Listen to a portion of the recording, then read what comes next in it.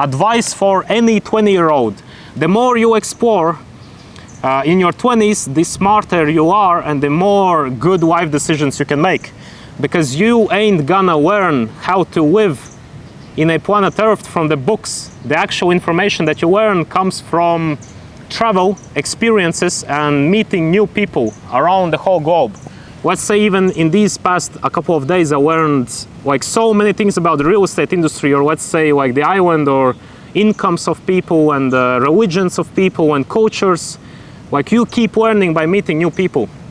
For example, there's Hindus, there's Muslims, so it's Muslim, Hindu, Buddhists and Christianity in one place. Imagine, there's so many cultures from around the whole globe just in one island and in one place. And actually interesting fact is that like Mauritius itself, I believe is probably gonna become insanely expensive in about 10 to 20 years. Because currently the prices are okay, but since it's still not hyped, like for example Bali is getting really big hype, and obviously the prices for hotels are going up.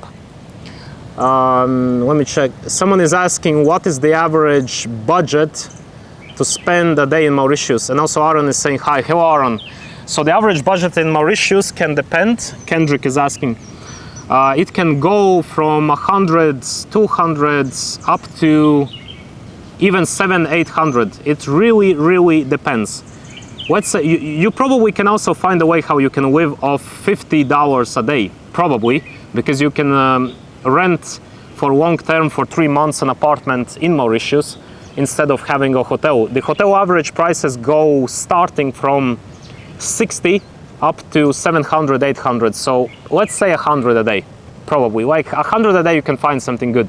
Yeah, it really depends. You can go playing golf, you can fly helicopters, you can, at the same time you can also do nothing, or you can chill by the beach. Chilling by the beach is for free.